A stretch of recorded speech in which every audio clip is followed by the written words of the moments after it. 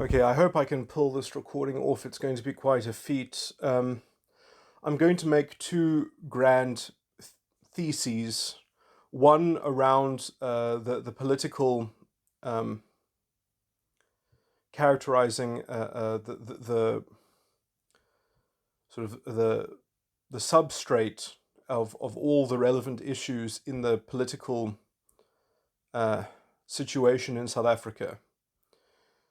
Um, and the other one is going to be quite, in some sense, it almost seems weird to have this in the same breath, but this is going to be quite separate, but is going to sort of focus on philosophical and principle, but also, sort of perhaps even pseudo religious or spiritual themes of but in the frame of secular philosophy as well. But I'm going to basically make the argument that Nietzsche was a cryptic, true Christian, and he was essentially a kind of prophet, although he didn't understand his own prophecy, which is why he just shares the experience of it, sort of in the works of fiction, and uh, how this relates to another kind of way of categorizing different forms of politics. And in some sense, that I want to tie back as to why the political situation in South Africa is on the cutting edge of the human condition, essentially. I mean, this is an outline, so excuse its sort of vagueness. But so I hope to, and that is going to be a separate thesis that I'm going to expound on, and then hopefully it'll tie together. So, where shall I start with the South African political situation? So, um, for me, this whole the deep core of the intellectual issue underneath the political situation in South Africa is constitutional justice, a trial by fire, and in some sense properly diagnosing the deep stain of corrupted principles, and with its and how it's implanted itself within culture, and how it has polluted the political arena, etc., etc., um, and how it brings things out of frame. Um, so let me start by giving some comments on Ernst Roots, who is an AfriForum activist and proponent. He was recently on Tucker Carlson. I did not see the whole Tucker Carlson interview or exchange, which is, I think these things are like an hour. I saw an 11-minute clip, which was, I think, the only piece of it which was sort of made public to YouTube. So that's how I saw it. I saw this clip, and I was, um, and by the way, this is very similar to. I saw also a clip of John Steenhuisen, which is the leader of the DA, on CNN. Which was sort of like a 4-minute little interview, and I didn't like either of their performances, and in some sense, it's neither of their faults. Um, but at least my comments on Ernst Roots, who I have a lot of sympathy for, and I respect as well. He has made beautiful contributions to political discourse within the country, but the political values that he was espousing on the Tucker Carlson show, at least in the clip that I saw, are not my political values, and I believe that they are themselves. Look, he's obviously in a kind of survival mode, and he cares very much about the quickest kind of abatement of a tangible threat to what he sees as his community, which is, and I think that what he says is essentially true. The problem is, from my perspective, is that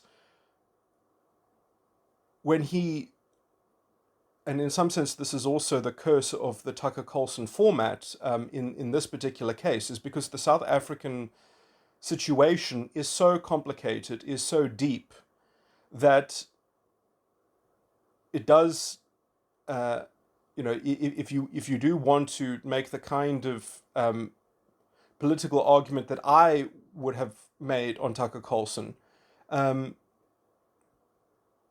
in some sense, it would have broken the format of any kind of exchange, because I would be there and Tucker Carlson would just be listening while I would be explaining the situation and setting up the whole, sort of thing. So it would just be sort of a diatribe. It would just be sort of a one-way thing, and he would ask questions and I would essentially say why that question was, in some sense, sort of just scratching the surface, and that the situation that the question seems to sort of be targeting at exploring is sort of that issue has already been far exceeded, because in sorry what I'm trying to describe is that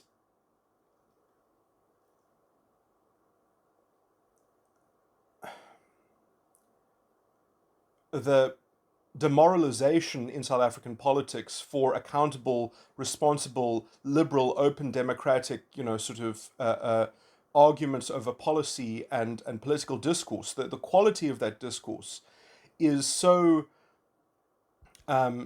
shoddy, has been diverted into people drumming up your sort of identity, moral relativism as the glue that kind of keeps the political circus functioning. So it's like, yes, we know that the government is not very efficient, but at least they're standing up for the black racial interest. That's kind of the tone that the media has, that, like, yes, we can complain that the ANC like doesn't get things done, but at least, sort of that they pander to some kind of racialist demand for a kind of retributivism, or a kind, that there is so much indulgence in this, sort of victim mentality, which then insulates this kind of klepto-parasitic psychopathy. And there's been so much demoralization, using that kind of divisive and diversionary, sort of scapegoating of sort of murky moral generalizations of, sort of identity politics. This has been working within the South African media for so long. It's been the bread and butter of the kind of unaccountable politics, which means that, like, because if you were to actually factually go into all these issues, when you have to simplify them, you end up saying the things that Ernst Roots says, which is just that, the project of the identities getting along is just a pipe dream. And this is because the goalposts of justice, of, in some things have become political matters which should have never have been allowed to be political matters. Black economic empowerment is itself an anti-constitutional and an unconstitutional and an unlawful piece of legislation. It betrays the Constitution. It murders the fundamental values that underpin the Constitution, because its definition of disadvantaged, in terms of how it designates who gets benefited by this policy, by the supposedly transformative policy, is that it defines disadvantaged as being a black South African, which is crazy and racialist.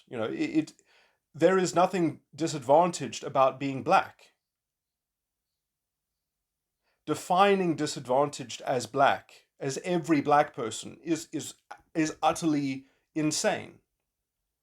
It's literally reversing apartheid and expecting that kind of stupid, sort of crude maneuver is going to lead anywhere. But so you have essentially institutionalized corruption, because if you define a black South African as disadvantaged, that means that you can just keep on giving money to politically connected billionaires and millionaires and, rich people, and your policy does nothing to actually empower disadvantaged people. It does nothing to change the lives or to supply any kind of development or anything like that. And then at the same time, you have the identity politics, which turns everything into a disgusting game of social psychology. The idea is no, we need more tokenism because people just don't have enough belief in their own identity, so they need to have more mascots, they need to have more imposters that prove to them that they deserve those positions. That's the only thing holding them back, is their sense of group pride in their own racial identity. It's a false uh, uh, cultural project, which also facilitates this ongoing demoralization of pragmatic politics and accountable leadership in politics, but it also um, insulates kleptoparasitism and psychopathy in perpetrating this grift, because they can disguise their corruption in the moral corruption that is facilitated by this morally corrupt ideology that roots everything into the pride of the identity in this weird kind of social psychology. So the media, instead of focusing on basic democratic literacy and hammering home democratic literacy and political accountability for government, instead has dropped the ball by indulging into this diversionary, identitarian scapegoating, and therefore they have perpetrated the continuance of essentially a spiraling vortex of identity chauvinist moral relativism in politics. And so we have a kind of fascistic politics, when instead this kind of policy should not have been up to politicians to decide over. The courts actually invented this thing in our law, which never existed in our law before, which they called the governmental prerogative.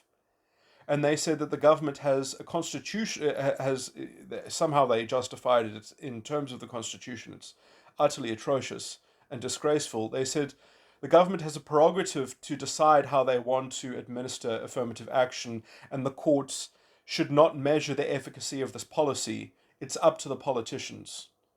So they won't do their job in protecting the individual citizen from the infringement of their rights and this racialist policy. So the courts have dropped they have shirked their duty, and in some sense this is another manifestation of the political corruption in the country, because these are essentially judges that were appointed by the ANC, and in some sense they obviously can't. They have given up on the principle and the value of constitutional justice, and instead are they have prostituted the Constitution to the moral corruption that has taken over politics, which should never have been allowed to take over politics, because constitutionally these things should have been removed. So I can say all these things which are kind of feeble to say, but if I was the public protector, there wouldn't be an ANC cabinet at the moment, because you would have to have some kind. You'd have to remove the executive, because it's a institutionally corrupt and captured institution. I would have impeached these judges. Using Parliament, motivating Parliament to impeach them, hounding down individual parliamentarians to get them to answer as to why they won't help impeach these judges that are anti-constitutional. I would, find the treasonous parliamentarians that have conspired to destroy and corrupt the Constitution further by overtly amending it into oblivion, which is, as far as I can tell, overtly treasonous. The same kind of targeted economic sabotage that you see, in amidst the chaos of the looting, the targeted economic sabotage is the same thing when you see a commission designed to institute expropriation without compensation, without any judicial oversight. That is the same kind of debasement and denigration and treason. That's the same kind of sacrilege to the Constitution. And if the parliamentarians could not be moved to impeach these judges that need to be impeached, then I would have conducted a judicial revolution of getting a quorum of judges to split away and to formulate their own constitutional court, because we need a constitutional court. We do not have one, essentially. Anyway, this is quite beside the issue of finding President Zuma in contempt of court, which is, probably, which is a perfectly fine judgment to hand down, as it were. But the deeper principles, the deeper values of the Constitution, the deeper integrity of the framework of government and the state is quite frankly is beyond convalescence. It needs resurrection.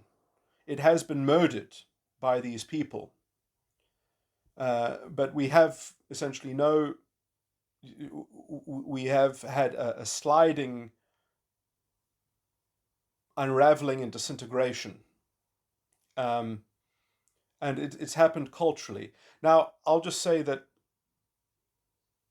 this goes into deeper points, which I'm not going to talk about in terms of the rule of law and things like that.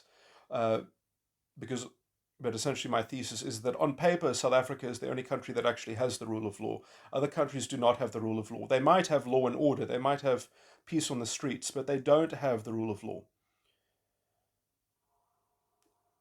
If legislation, if the substance of the law is merely invented by the legislature, is invented by the sovereign will of the collective people, of some collective identity, that is not the rule of law. That is the rule of man. Almost explicitly, it's obvious that it's the rule of man. It's a plebiscite. Because there's no permanent, complete set of values and principles which are always given effect and which can always be relied on in controversy that is being administered by the judiciary. You need to have proper courts that have a proper kind of universal substantive jurisdiction. That means that they can hear any matter and that they can actually deliver justice to the litigants. Not for want of being barred of something as hideously constructed as the governmental prerogative, which was actually imported into South African law from American law, which quite frankly it does not belong in our law, because our law is actually cohesive and our justice system is quite independent of this kind of playing fast and loose with constitutional rights.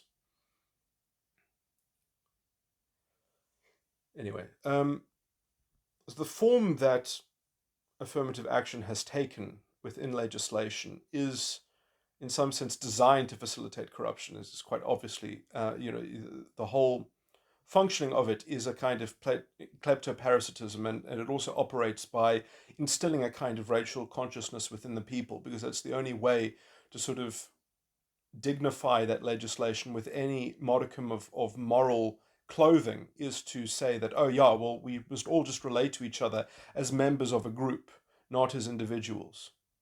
So it's very toxic, but okay, this is a bit of a tangent. What's my point here? Okay, so this is going to seem slightly disjointed, but there's a Facebook group that I'm a part of that is discussing Cape independence, or that they're all supporters of Cape independence. And I mean, I don't mind lending my support to a movement like that, because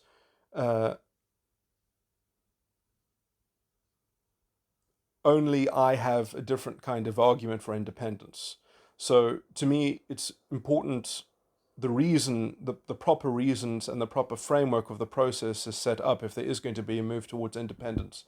But also how I see my framework and my argument for independence can also be a general solution to the whole South African situation, and is potentially capable of salvaging the whole country, which is a hope that Ernst Roets has already given up on, and I'm sympathetic to him giving up on that hope. because he just wants to ensure survival for his community and his group, which is certainly a laudable claim, and he doesn't give himself the latitude to indulge in the kind of hopefulness that I have, and therefore he doesn't indulge in my lofty political values, as it were. He's given up on those lofty political values because he just doesn't see how they could practically ever come into use and come into proper respect within the container of the current mess. So I can't fault him for his view, but that is why it's I find that these people's performance on these foreign shows talking about the South African problem is because they don't set up the issues to show, just the kind of the huge mismatch in democratic literacy that is the fundamental problem in this country, but also that politics then has skewed itself within this racialist vibe, but it's not innate in the people, it's innate in the style of political hegemony and the ruling strategy. It's of a kind of tactical expediency for the kleptoparasites. Okay, so which is interesting because that is a theme that exists on many levels in many different political arenas, and anyway. This is also why I think America is particularly prone to also identity politics.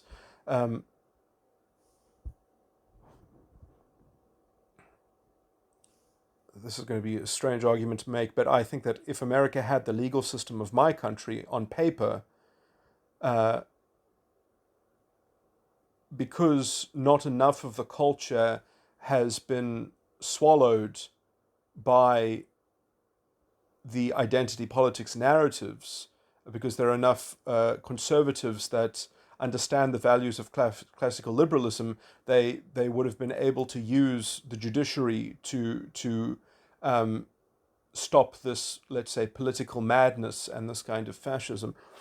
Okay, anyway, so I'm going to read a very long sort of essay that I wrote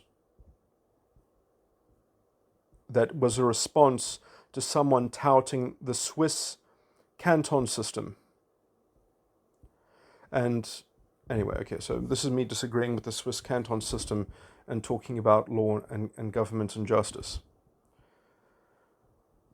I agree with the aims of independence, but a Swiss canton system will be terrible for an independent Western Cape. Switzerland is much more homogeneous in their political culture. They have all been naturalized by the influence of the continental Napoleonic law codes, etc. The cantons themselves are checked by a form... I've lost my place. By a form of competition between themselves for an efficiency in tax and public service arrangements. And the cantons are checked by political values and cultural buy-in to a system that assumes a classically liberal responsibility for an American style of legislative sovereignty that has devolved to the direct democracy. This forces a political community to steer the tides of a popular politics, and in order to retain the integrity of the law itself, it can only keep itself by being bound to a set of values that are taken to be characteristic of some shared collective identity. There are many practical reasons why this form of government is a bad fit for the Western Cape, but I would also like to make a general philosophical argument against this form of organization. I do not believe in the sovereignty of a collective of people, in brackets, a group identity. I believe in the sovereignty and dignity of the individual, and so I believe that justice can never be defined by democracy. It must be etched into the very foundation of the republic, which is the rock upon which the democracy can then later operate from. In America, there is no such distinction between the democracy and the republic. The republic is only represented by the federal constitution, which I will argue later is essentially quite meaningless. in terms of its substantive rights that it supposedly confers. Okay, so which most okay, so justice must be etched into the very foundation of the republic, which is the rock upon which the democracy can then later operate out of or from. In fact, there is a great argument for succession of the Western Cape from South Africa on the grounds that the Constitutional Court has been institutionally corrupted in twisting the law to avoid striking down the unconstitutional and racialist policies of BEE that wrongly defined disadvantaged as any racially designated black South African, thus literally attempting to reverse apartheid, while de facto the policy is a disguise for overt corruption and state patronage of rich politically connected elites because they are disadvantaged according to the morally corrupted law. That doesn't define or target disadvantage fairly or rationally. The Constitutional Court invented a governmental prerogative in order to keep this a political matter instead of a judicial controversy for constitutional measuring of measuring the efficacy and effect of these disgraceful laws. I want to fight this prerogative in court, or have a real constitutional court who upholds the non-racial values of the Constitution. I don't want to live in a society where the governmental prerogative, which was invented by the courts, imported from American law, to permit moral and state corruption to flourish. So obviously, I similarly distrust a governmental prerogative to then be accorded to the people directly through direct democracy, which is essentially what would happen in a canton system, which is granted the power to make up the substantive law as the society continues to plod along, similar to the American system with their weak constitutional framework. When I say weak framework, I'm talking about the rights. The framework is obviously not weak because it's clear, but the actual substantive principled components within that, they're all procedural. They're not, they don't enshrine values. They try to sort of convert values into procedure. Anyway, and where they do actually have substantive rights, they are just nothing. Okay, so yeah, the constitutional rights in the American Constitution are lines in the sand to be reinterpreted and redrawn over time because the substance of the law is invented by their legislation. There is a deeper argument still that such systems also do not embody the rule of law. They embody the rule of man because the law is changed haphazardly and is not a reflection of permanent values or substantive principles which form a complete system of resolving controversy. Values and principles which the South African legal tradition has and was founded upon. Okay, I must slightly elaborate this to fully rebuke or to fully repudiate the American system, because I understand the kinds of arguments that American lawyers might make that so even if you are a textualist and an originalist in the American constitutional setting, you still have your rights redrawn because the ambit of those rights are only make sense as the changing landscape of the law that is meant to contrast against, or that it's meant to push back against. It's meant to be a protection. It only makes sense when it's being potentially encroached upon or threatened. And whenever it is being potentially encroached upon, it has to then be thought about. And so you have to sort of discover a rationalization as to why the governmental prerogative is not infringing the constitutional right. So I would say that the constitutional right is void for vagueness because it is fundamentally vague even within a textualist or an originalist perspective, because it's meant to be not a clear demarcation. It's meant to be a it's always measured in juxtaposition to something that is not yet or that can still yet be developed and invented. So it just really has to do with the form of a sort of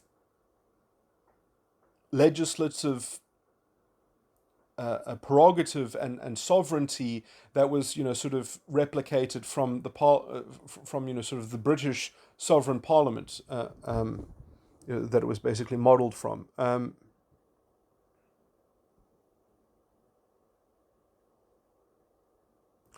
Anyway, that's a bit of a tangent anyway, and I probably could have said that a bit cleaner, but let me just move on.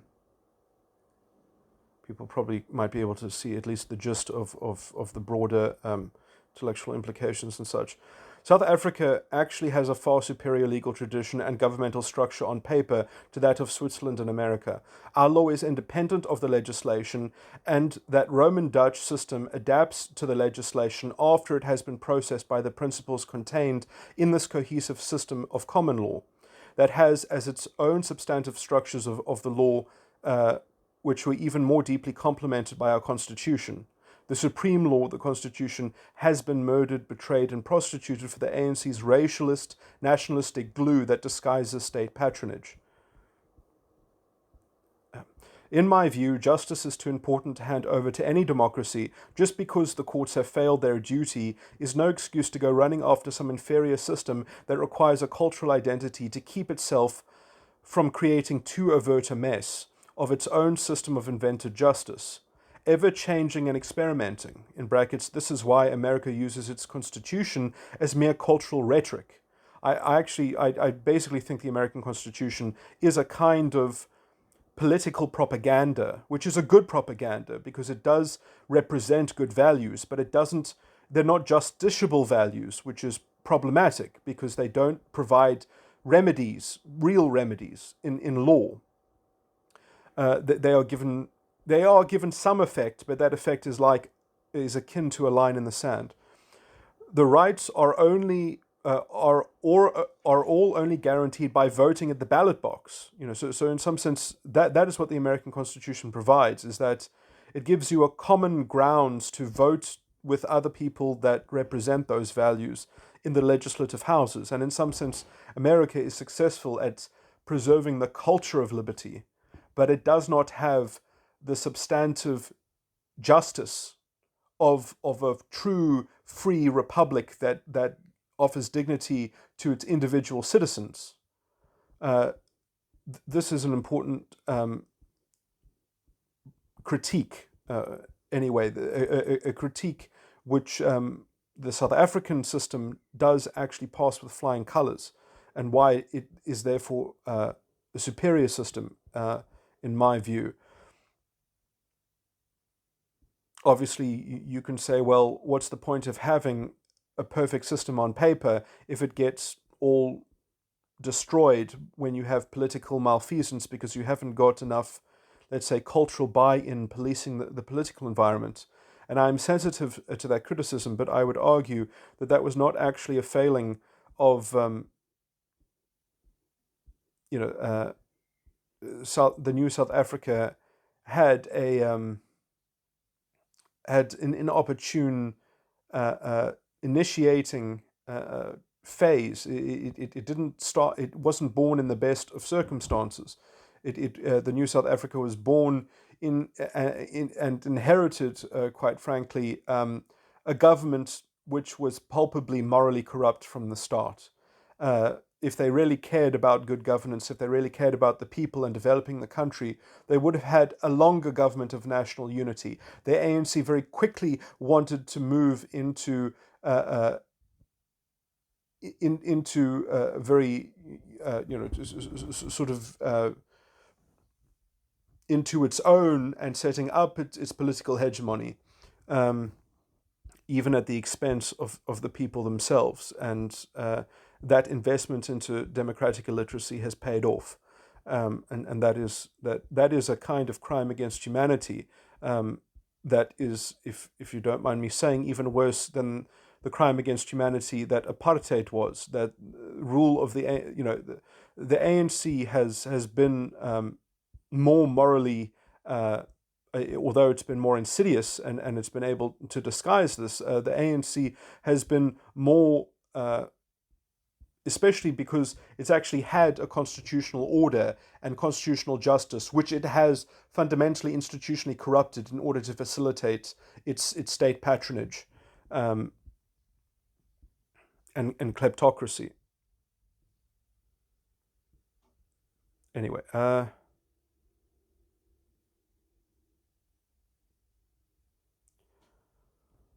continue what I was. Okay, so So the rights in the American Constitution are only guarded by voting at the ballot box with people who share those same constitutional values. American rights have no teeth, they have no remedies, and they are void for vagueness because the judge will interpret them as having not been infringed to the maximum possible in order to preserve the governmental prerogative of the legislature. However, our system is designed and supposed to have real justiciable rights. The Western... Okay, now I'm going into practical things about the Western Cape itself. The Western Cape, if it grants such autonomy and sovereignty to each individual canton within itself, would devolve quickly into the balkanization of its various distinct cultural identities, which have vastly different ways of conceiving of values and of politics and justice.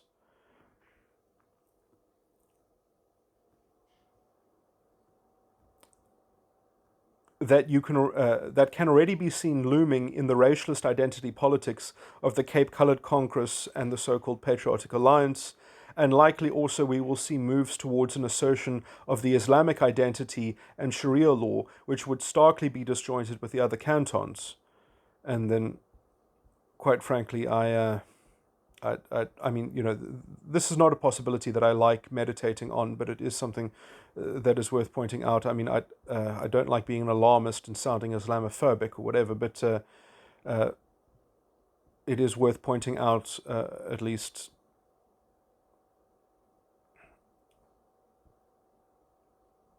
the worst case scenario, or when these kinds of politics might spark and start to be driven. So I said, are we prepared to collectively live and tolerate the non-persecution of honor killings and the death sentence issued for apostasy across canton lines? A shared federation cannot function with such a vast spectrum of different political values without a singular form of justice. There is no common society or even a common state to speak of. Cultural identity is not something that the rule of law can be grafted to. This lapse in structural rigor is not too noticeable in politically homogeneous countries that have cultural identities that share the same political values, such as Switzerland. But the identity politics that is spreading everywhere in the world today can only be tempered and restrained by a strong system of justice that can notice the unlawfulness of the denigration of the political values that an actual republic is founded on, such as ours was.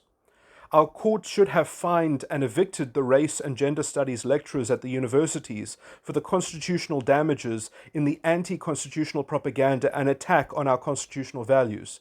It should have rebuked the policy of black economic empowerment and racialist narrative grifters, but it didn't have the compunction to stand against the ruling party and disallow the cultivation of a politics of identity and racialist scapegoating for governmental irresponsibility.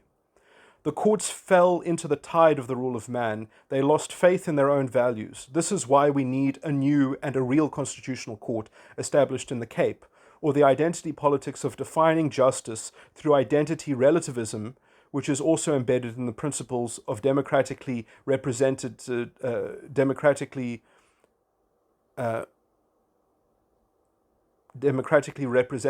legislatures that hold a governmental prerogative,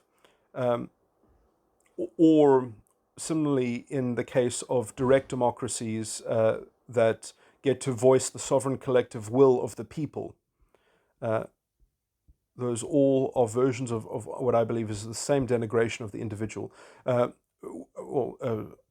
Will be left, because all of these cases of getting into this politics of identity relativism, we will be left to the vagaries of popular politics and grifters of collective narratives, and there is no dignity for the individual versus the demagogues of cultural influence, and collective voices that pretend to speak the words of justice unblindfolded. Asking for things like independence through referendum is obviously necessary, but governance by referendum is a bad idea. Unless you had some sophisticated method of formulating the phrasing of the questions, imagine trying to set up the rules for how questions are phrased and proposed using only the medium of referendums. I actually think that it is impossible to come up with a decent, sophisticated method that you could legitimize as well.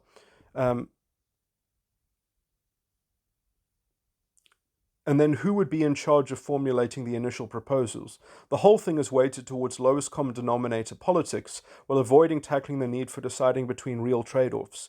As soon as you include the issue of heterodox political values, you will be confronted by a politics of murky accusations, oversimplification of the issues, as well as generalizations and scapegoating. Democratic literacy is not especially high in the Cape. Democratic literacy is not especially high in the Cape. Just because we have come together in some way to resist the kleptoparasitism of the ANC, this in fact bodes very badly for us within the prospective context of being separated from the rest of the country and rid of the connection to a higher concentration of ANC EFF electorate.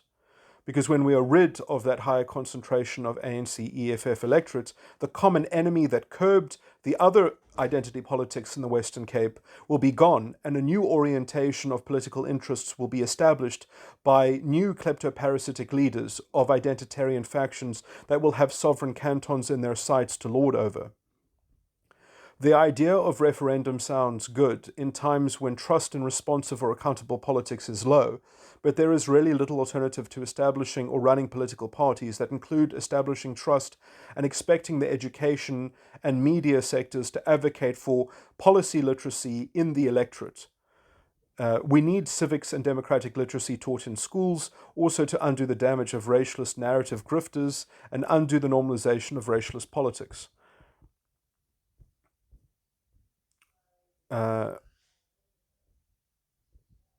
There are some deeper themes which in some sense would also principally critique the Swiss system itself as being hinged on a kind of internal philosophical corruption as well, but it's very hard to kind of tease out.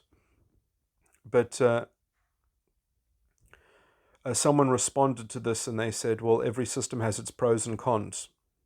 And then he basically said that we would outlaw, well, I read him to say that we would outlaw party politics. You wouldn't be able to campaign on racialist or identitarian lines, or he didn't say that as much, but he said that basically candidates would, essentially politics would all be about canvassing on individual issues, because everything would be governed by referenda, and people that were appointed to administer government functions would be appointed as individuals. I think I'm representing his response somewhat correctly. And so I said, in theory, what you are proposing can work, but respectfully, I believe it is based on wishful thinking and it is unworkable in practice because of the form of cultural self-policing that it will be totally dependent on. Either self-policing or unwieldy and problematic laws that will be needed to keep it in place. Right out the gate, it would require close to 95% cultural buy-in to adopting this model and mentality of grassroots-only form of politics. That people may only do campaigning on individual issues. This leaves individual candidates in a strange position because how will trusted personalities be trusted to limit themselves? When I say trusted, I use scare quotes. How will trusted personalities be trusted to limit themselves when campaigning for office? How would you stop those candidates from forming political party organizations or informal versions or secret cabals of the same thing? And in such a decentralized political system, how would you would still end up tilting towards and even promoting the tendency of people to huddle towards some version of ideological, cultural, or religious factionalism, because without the characteristic flavor of discipline or distinct political party brands, which is the mark of a candidate tying themselves into a secular, non-racialist political platform that takes on a combination of political stands or policy issues, that gives them a sort of a characteristic sense of what it is that they stand for. If you take that away, if you take organizational membership away from that, so that you don't have these different brands of characteristic strains of either policy platform or policy issues, the only thing left is personality and identitarian attributes. In my opinion, there is no silver bullet to keep politics civil, and the only way to combat dirty politics requires an elevated form of debate that can only be properly kept in check by a strong constitution and common values of justice that clearly keep the delineation and scope of an open democratic and liberal politics enforced. This primarily requires measures against those who breach the tolerance paradox, also called the liberal tolerance paradox, which the ammunition for such enforcement already existed in the form of our Constitution. I really want to press forward the point that our governmental framework and constitutional order did not fail. South Africa has been betrayed by corrupted judges who institutionally corrupted themselves in order to appease the political master that appointed them, the ANC. We suffer a failure that stems from politics and morally corrupt politicians, and that then corrupted our governmental systems, specifically the judiciary and the law. And you could say that this was also promoted by the university lecturers and professors and the media that created the groundswell and the disguise for this kind of klepto-parasitic identitarian moral relativism to disguise their murky moral corruption.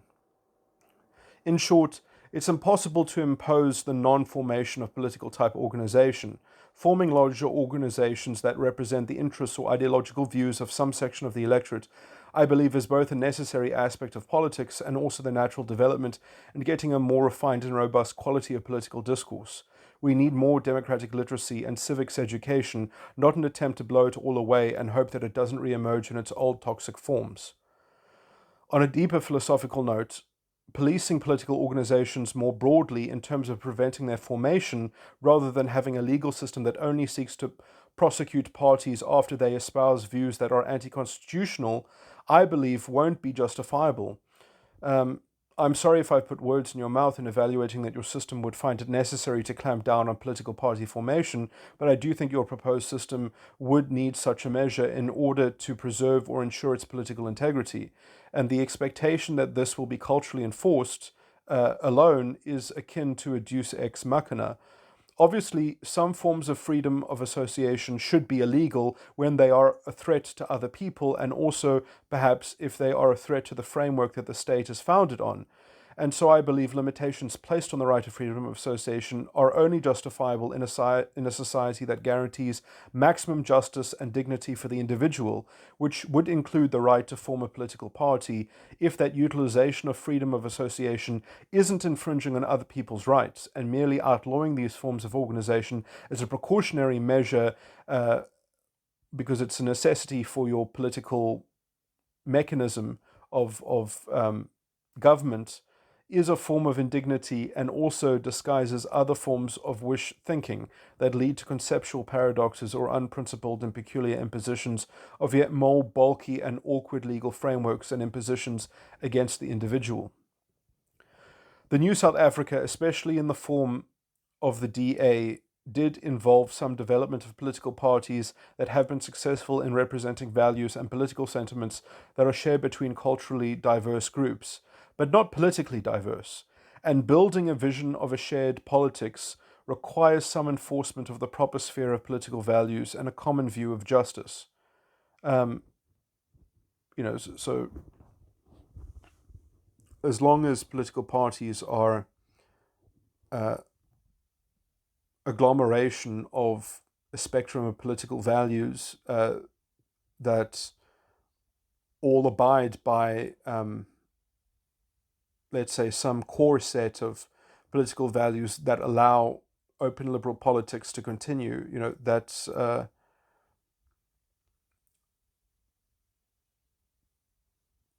and those core values, in some sense, are literally etched into the Constitution itself, and are there to be defended, even though that they have been kind of twisted to form part of this, this institutionalized corruption for the race grifting. But anyway, and we already have the structures. We just need personnel that aren't morally corrupted to operate them. We need an independent judicial services commission from the national sphere, ASAP, as soon as possible. We need to impeach judges who have betrayed the Constitution. We need a judicial revolution more than any other kind, in my opinion. There, because there are political matters that shouldn't have even been on the table because only because of this institutionalized corruption in the judiciary. Okay, so that is my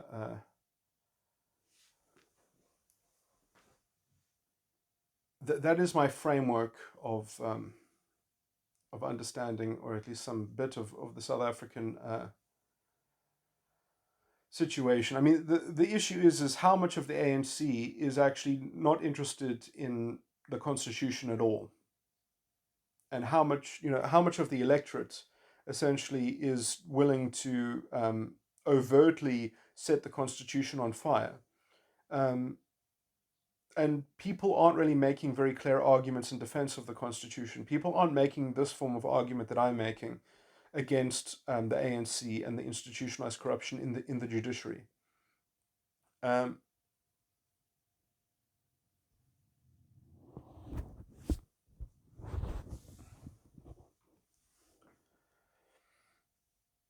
Which I think is a disservice, because it needs to be part of the debate. Maybe it would be part of the anyway.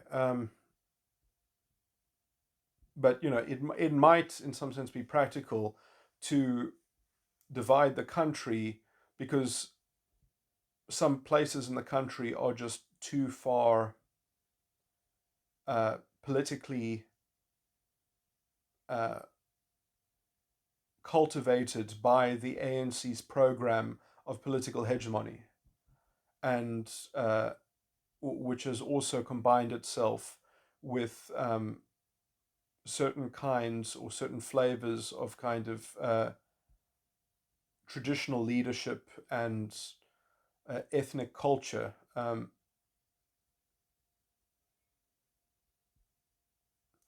But I do think that it is salvageable.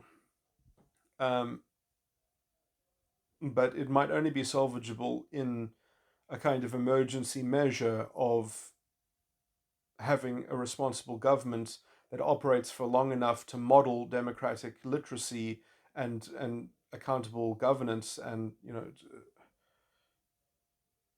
but we have so much sort of corrupt money in the system that ANC people connected to the ANC have bought up the media in the country. Most of the newspapers are owned by people who are part of essentially the ANC state patronage network. So we have a bit of a captured society. And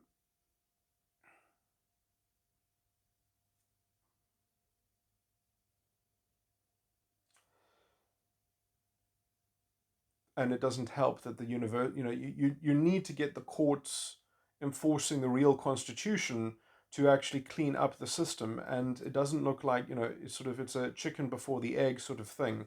When is it going to happen? If it has to happen politically first, but then you need political support to have it happen, it just doesn't. So hypothetically it's salvageable, but maybe I end up having to concede to Ernst Roots that it is necessary to see. Ernst Roots wants to just kind of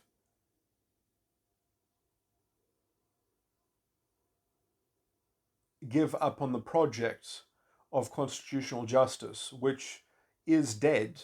So in some sense the project has failed in under the practice of the ANC rule.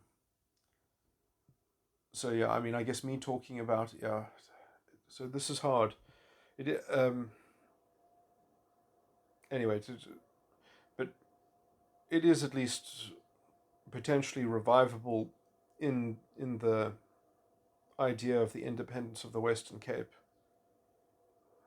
But I'm afraid that in the need to break away from the rest of the country, or the necessity and the emergency of needing to do that, that it will be done in such a disorderly way that we will end up falling into just another balkanization and another sort of quagmire of degraded politics, because quite frankly the Swiss system disgusts me. In the same way that the American system has deep deficits. It really would be a shame um,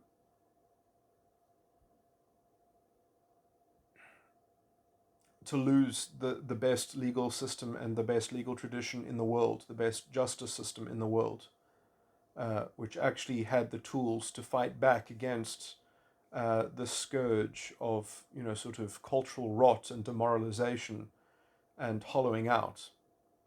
Okay, well, this leads me to Nietzsche.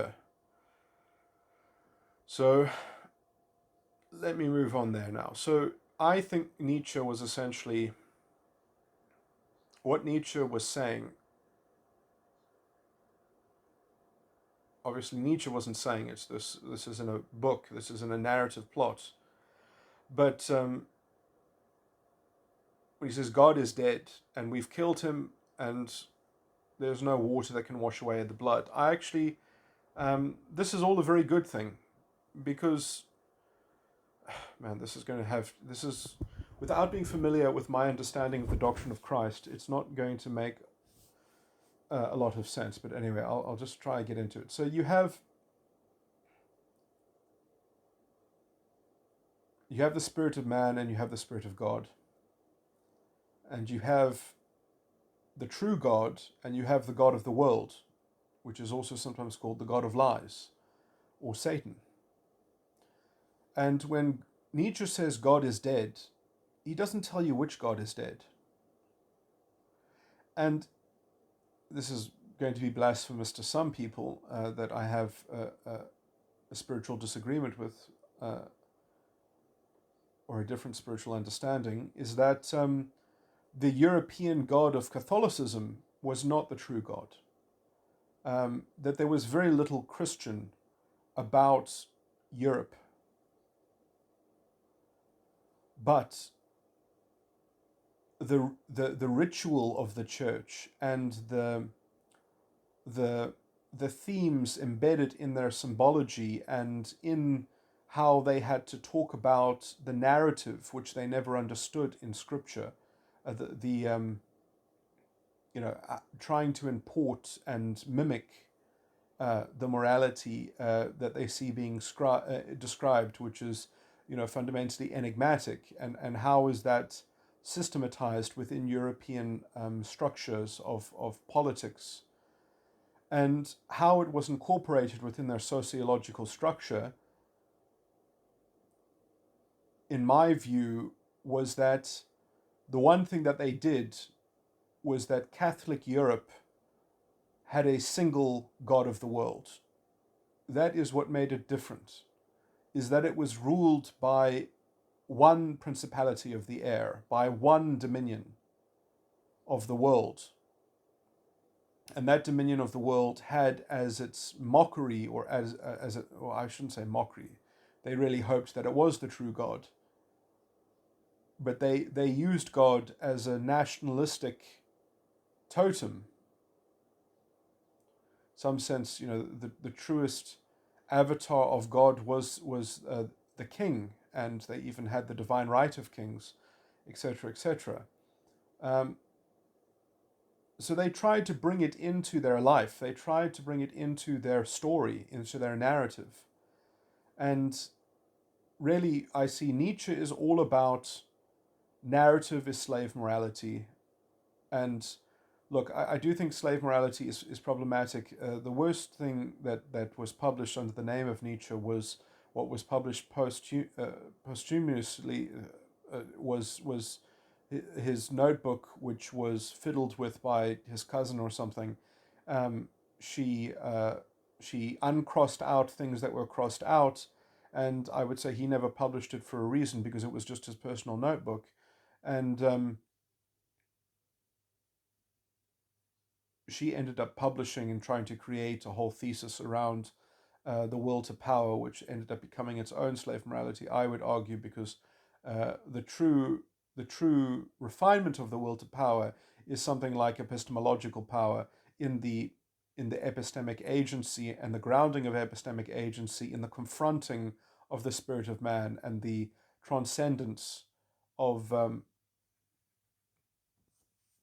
sorry, let me think of the Nietzschean word, transcendence of the absurdity in life. Um,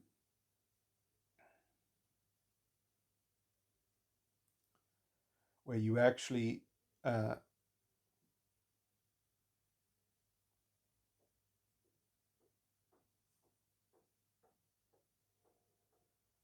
where you are an expression of your own living faith. Um, that your reason itself is an expression of your own living faith.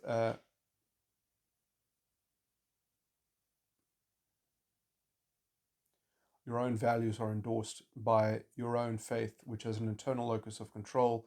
It's not part of a narrative. You're not part of some identity or some collective or some herd.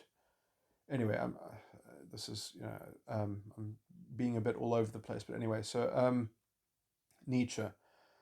So when Nietzsche says God is dead, we have killed him, my argument is how this should be properly understood is that the God of the world is dead. That finally the God of the world, whose dominion we were tending for over 1,000 years, uh, we have killed him now. So now it's time for a real spiritual understanding. And you have all of this fuel to burn. You have all of this, all of these structures, these regimented, rigorous narrative metaphor that was homogenized, that was made coherent and cohesive and system, that all of that weight of all of this alignment that was made within the Christian edifice, or the so-called European Christian edifice of Catholicism, even means universalism. Um, so what happened when you tried to make a universalism out of what appears to be the Christian God, superficial reading? You,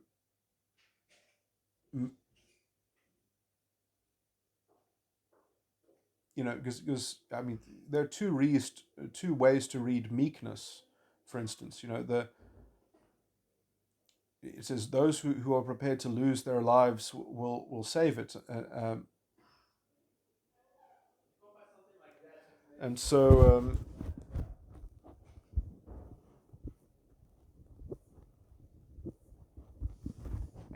the meekness to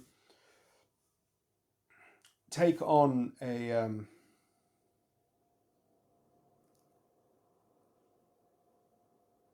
there's a lot of dynamism that's built into meekness, because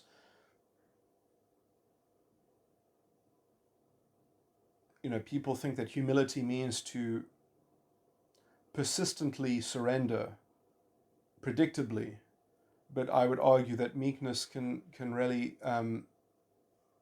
say, no, actually this is my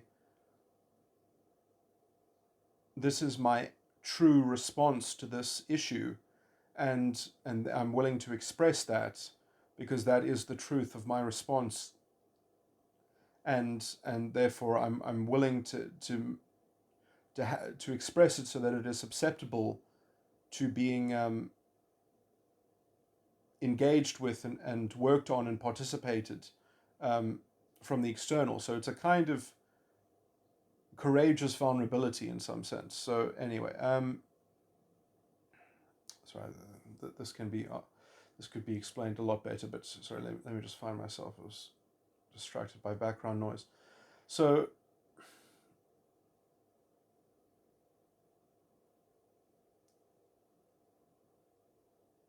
sorry, I mean, yeah, this when I'm talking like this is always slightly problematic, because I've recently discussed this with someone, and whenever I'm trying to replicate a discourse that I've already had, it always comes out badly in the reproduction, because it doesn't flow as well. Also, it doesn't help that these recordings that I'm making are really strangely addressed, because in some sense I'm addressing the zeitgeist, because I hope that I can cohesively contend with it, and therefore this can be a kind of edification to other people that are interested in having principled issues encapsulated in a cogent take on things. I mean, in some sense, I see myself as issuing hot takes, although they are incredibly uh, laboriously elaborated for need of their complexity and scope of sophistication. But anyway, I was also going to make the point that, oh yeah, no, this comes into the Nietzschean side of it. So yeah. Anyway, so when Nietzsche says God is dead and we have killed him, um,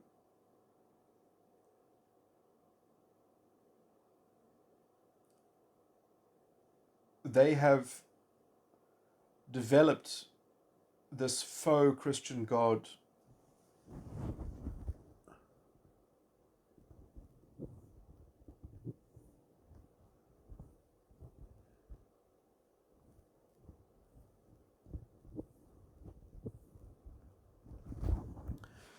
They have developed this faux Christian God so well, um,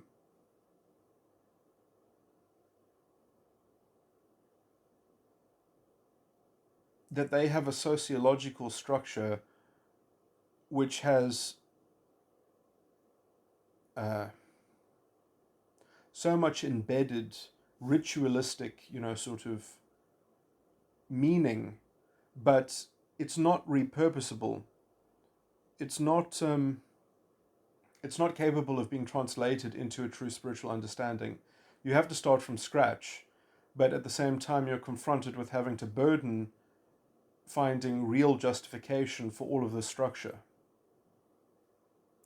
Now, although the European project has done this, I believe that the actual conversion into a good spiritual synthesis, the translation of this effort into enlightened people, or people that have, that the potential is locked there. The mystery, they are engaged in exemplifying all these mysteries of God, are laden into their culture and even and political themes and such. But because it's very complicated to make this point, to actually get to a point where you're actually making proper ground. I mean, basically what I'm saying is that there's very little people in Europe that I would argue are actually capable of channeling this into any kind of spiritual edification, because it requires, quite a specialized form of discerning, and a very particular school of development. So maybe there are some Jungian psychologists, and by the way, there are a lot of Jungian psychologists who I think are just as corrupt as the general population. They are just as muddied and sort of incepted into these narratives and things like that. But there are some people who show grand attempts at creating a synthesis that's capable of burdening all of these structures. Luigi Zoggia, an Italian psychologist, also an economist, I think. Um, anyway, people like that. Um, but I think that there is a kind of spiritual, there's an ironic spiritual um, vacuousness, especially in continental Europe, um, because these spiritual themes are so heavily embedded into their culture and their politics and their identity and the narrative. And this is what I think Nietzsche was railing against when he kept on complaining about the slave moralities that he was confronted with. That's what he was exploring in his fiction. Um,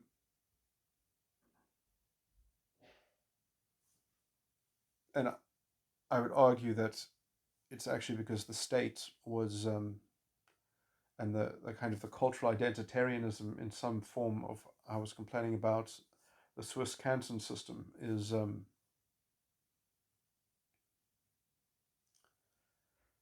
that locks these people in there. Anyway, so I'm trying to lead up to the general point that a lot of people, I do think that, see, this is going to sound wishy-washy perhaps, or hypocritical, but I think that the issue of our time,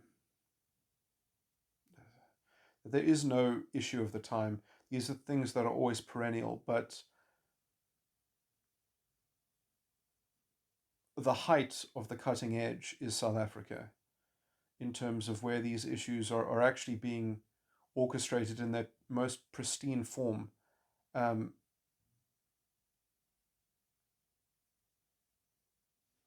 Simply because of the notion of constitutional justice and the kind of trial by fire that it's up against. And maybe it won't win, maybe it will lose. It's not about the, it shouldn't lose. It needs to be supported and fought for.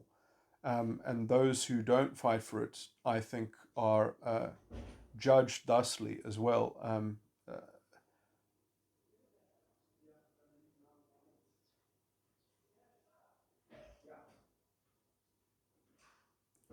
And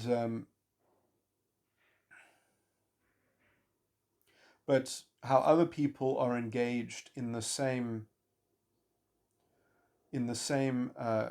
conflagration, they are just experiencing it as the culture war.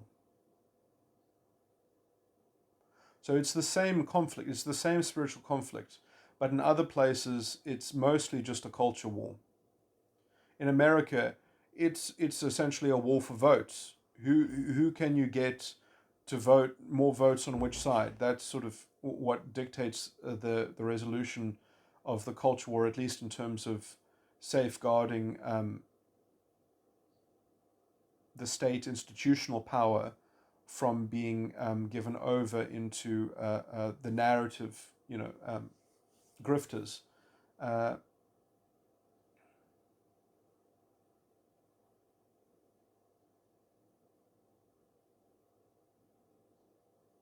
the identitarian moral relativism.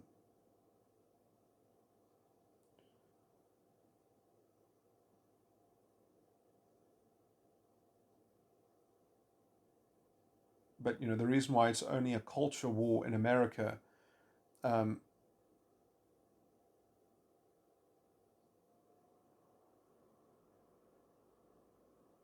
is because the state is kind of agnostic as to the deepest definition of justice, whereas South Africa actually has a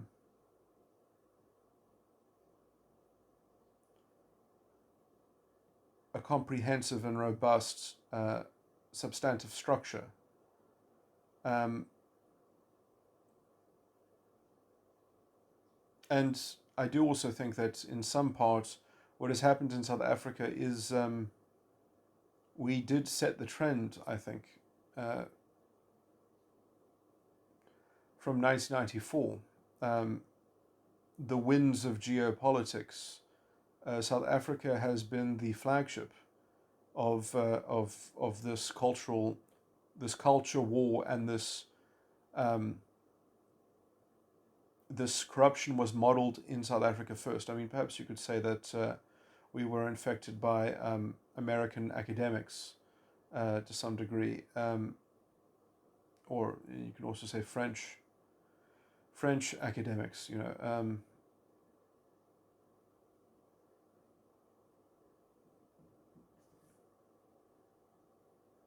In terms of the intellectual source of this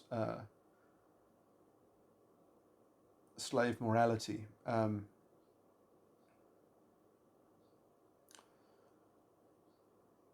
Anyway, man, I didn't even go into espousing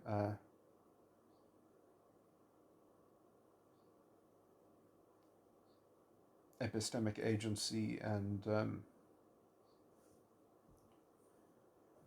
Vasti Ruurt's work, Living with Nihilism,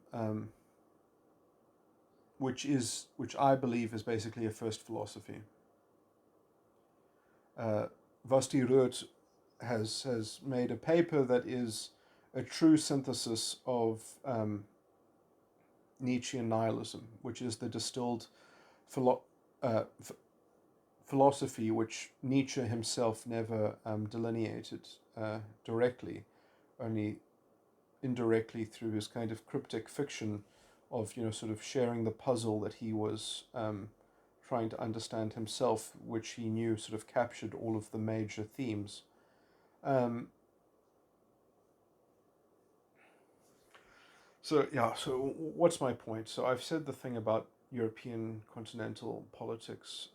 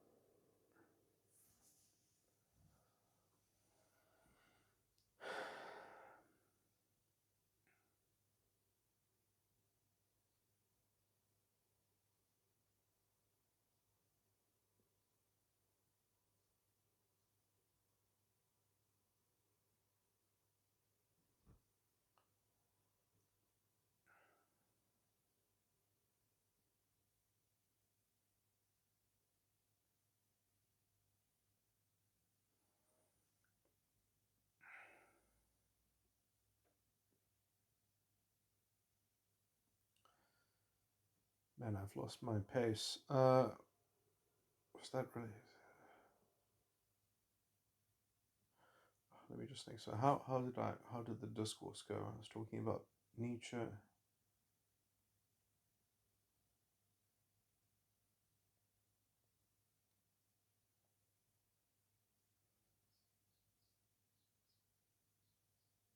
So yeah, the the potential for spiritual understanding that Europe created was essentially in creating a model of the spirit of man to be decomposed and translated into the spirit of God, or an understanding from the perspective of the spirit of God that could contend with that structure um, of the spirit of man, which was so uh, painstakingly and laboriously developed.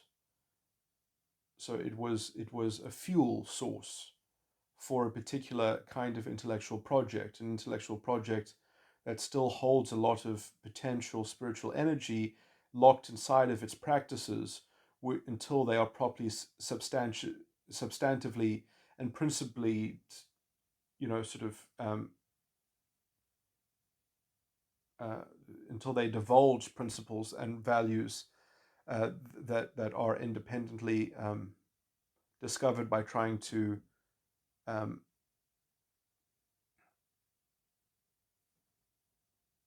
yeah, the problem is that if you lack a first philosophy, you can't even start doing that. And Nietzsche was essentially dabbling with trying to conjure up a first philosophy that you could start to have values again, and you could start to, let's say,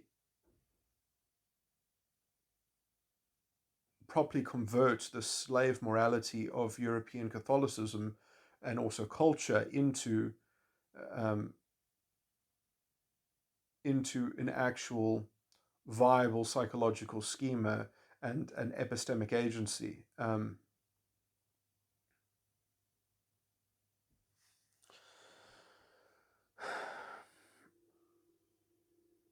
So yeah, those are the two things that I keep on proselytizing to people. Is if you read Catherine Elgin's work on epistemic agency and Vasti Rood's Living with Nihilism, I think anyway that is essentially the answer to that. Man,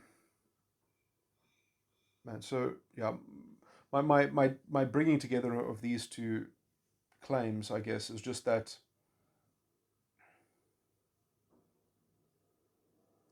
when you have a sovereign individual that needs dignity, everyone can claim sovereignty, and you're going to get yourself dead in a duel at some point, or you're going to have to kill a lot of people by dueling them unless you have a justice system that is capable of contending with claims of dignity and sovereignty that stem from people as individuals and not merely as members of some collective identity. You need a sophisticated justice system. And anyway, that's why, for me, the fight in South Africa is so important, and also why South Africa really could have worked if we had just not institutionally corrupted the courts. We have some capacity of law and order still, but we have lost the rule of law, and we have even forgotten what it smells like, what it looks like, what it tastes like, and that is why we are also fundamentally demoralized, and why people like John Steenhuisen has trouble recounting, the basic facts of saying, I mean, it's interesting, he forgot to say some things on CNN which were quite funny, because they're almost so, because they're already known in South Africa,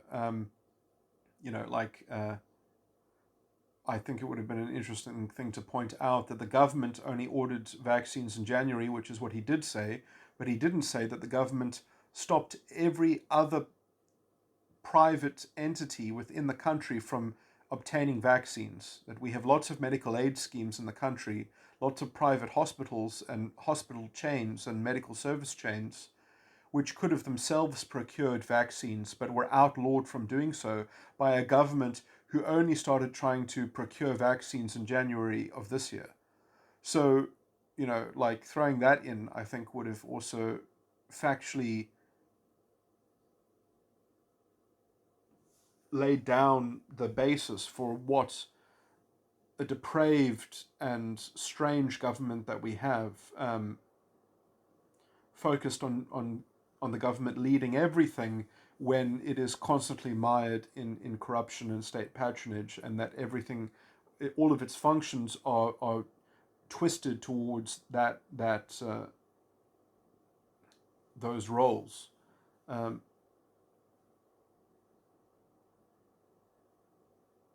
But to mention that is also strange, because it implies that there's no democratic literacy in the country, because there's such little consequences for a government that functions so poorly and that delivers so poorly for its people. It's sort of it's almost embarrassing to have to sort of imply that and suggest that that the electorate itself is so twisted to be capable of facilitating this kind of unaccountable politics, that there's something deeply strange about an electorate who continues to provide so much support to overtly corrupt political parties. But in some sense, again, I mainly blame the judiciary, but that is obviously why Ernst Roets makes the kinds of claims that he makes, which, again, they don't hold the kind of hopeful political values that I think need to be part of this discussion. And it is a more difficult discussion. It is a more messy and complicated discussion.